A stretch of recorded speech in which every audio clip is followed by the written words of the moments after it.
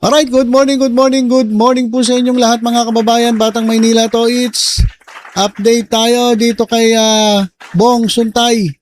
O formal nang naghain ng ethics complaint ang Gabriela Women's Party kasama ang Women's Rights Advocates laban kay Representative Bong Suntay sa House Committee on Ethics and Privileges ngayong araw na ito.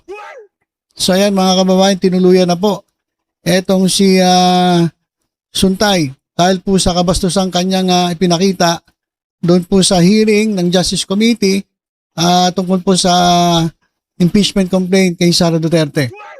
So, maliban po doon sa pag-aabogado niya kay Sara Duterte, nakita po doon sa hearing kung anong klase siyang mag-isip. Ganun pala siya magbigay ng analogy. Bastos. Bastos po magbigay ng analogy. So kaya naman ito na, tinuluyan na po ng Gabriela Women's Party at mga women's rights advocates ang pagsampa ng ethics complaint laban dito kay Kong Manyakol.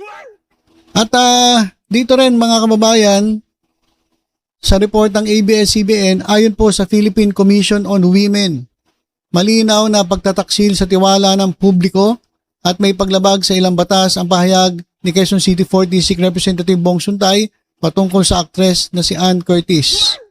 So doon po sa sa mga bumoto rito diyan po sa 4th District ng Quezon City.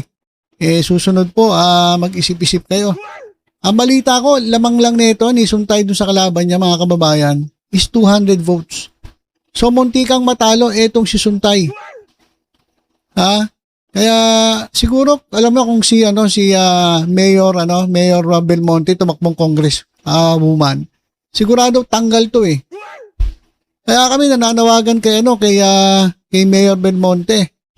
Kung hindi po kayo tatabong senator, kumandidato po kayong representante. Para matanggal sa pwesto etong si Suntay. Sigurado po yan, olat sa inyo yan, talo sa inyo yan. At eto, mga kababayan, ang dami niyang nalabag na mga batas. Republic Act number 11313, the Safe Spaces Act, bawal bastos law. Republic Act number 9710, the Magna Carta for Women o the Magna Carta of Women. Republic Act number 6713, Code of Conduct and Ethical Standards for Public Officials and Employees. Ayan mga kababayan. Ito pa pala, the Convention on the Elimination of All Forms of Discrimination Against Women o CEDAW. Ayan po yung mga nalabag na batas na itong Kong Suntay. At matindi pa na ito mga kababayan, itong misis ni Bong Suntay, natawa lang.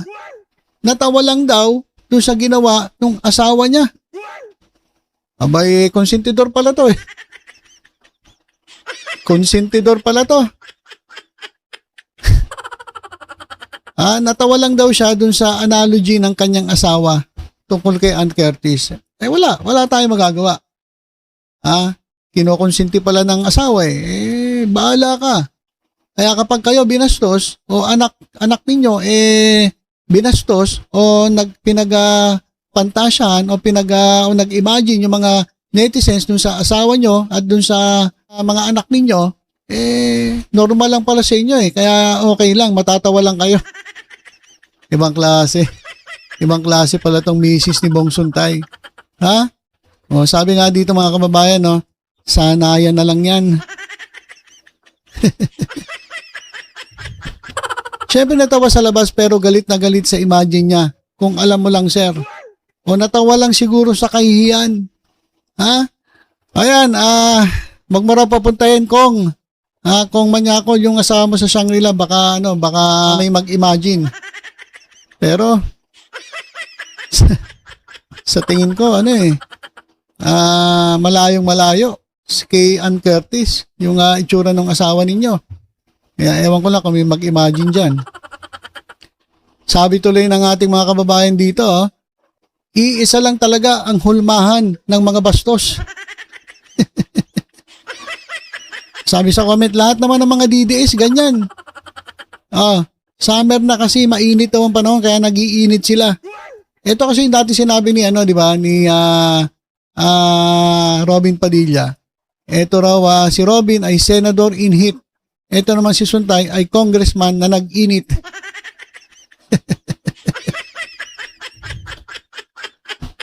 So nakakahiya daw kayo mga didilis.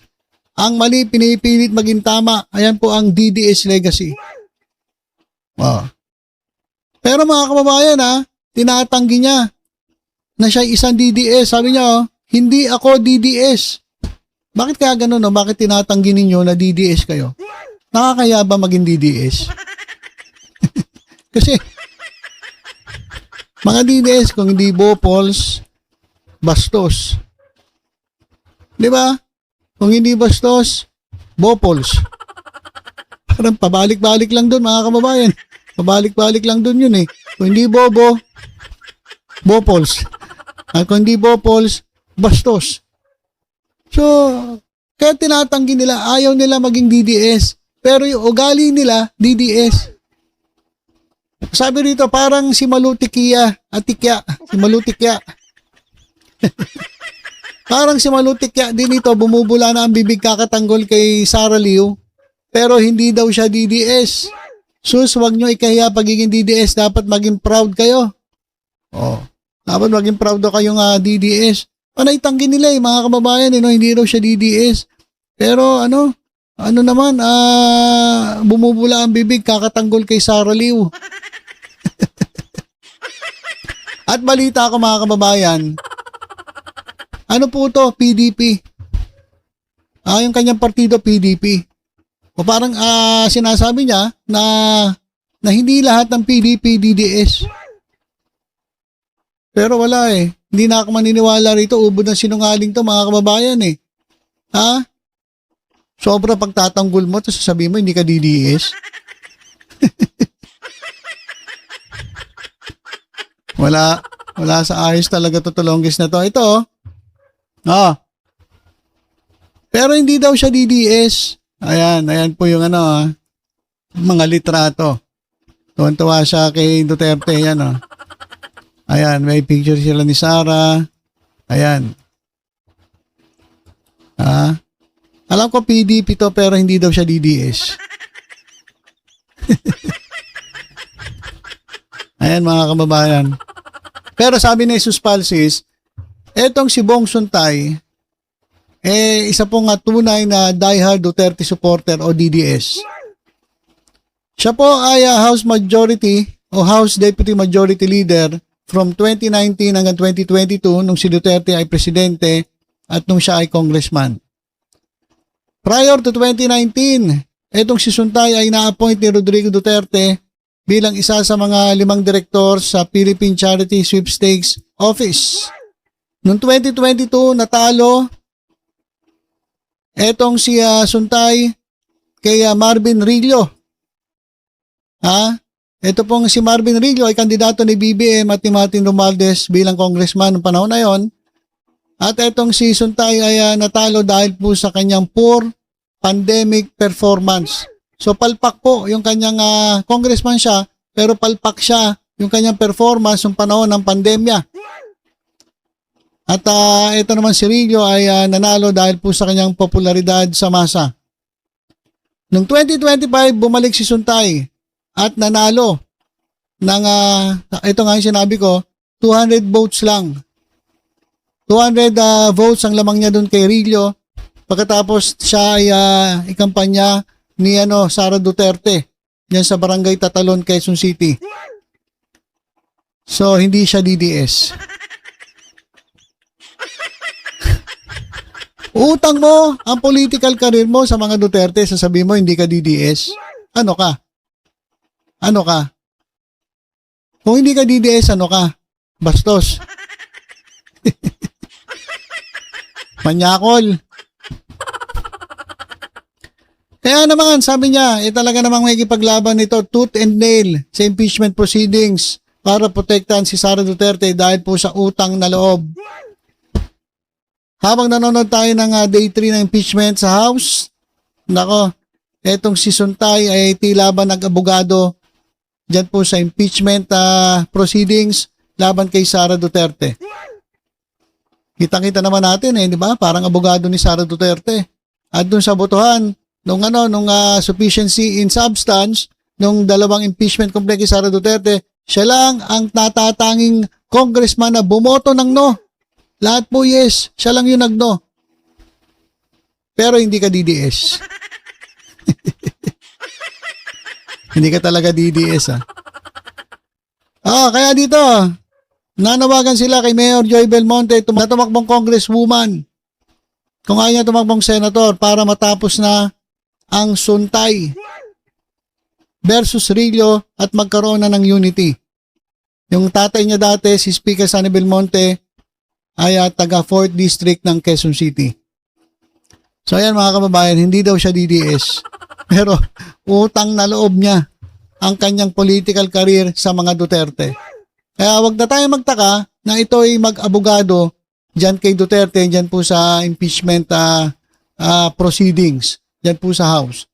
Biruin mo, nag-iisa ka lang. Talagang grabe, pinanindigan niya ang pagiging DDS niya. Sa aksyon, pero sa sa salita, hindi daw siya DDS. So, ubod talaga ng sinungaling itong inayupak na to. Bastos na, sinungaling pa.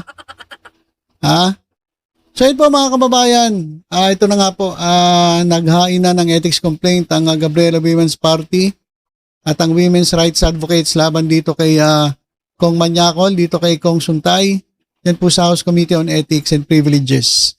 So, siya po ay imbestigahan at kapag napatunayan na siya ng bastos ng kababaihan, ngayong Women's Month pa talaga, siya po ay malamang masuspinde. Katulad po ni Kong Meow Meow. Malamang siya po ay masuspinde at pwede ngang matanggal Pwede nga siya matanggal Diba? Dahil dyan sa kanyang ginawang pambabastos kay Ann Curtis.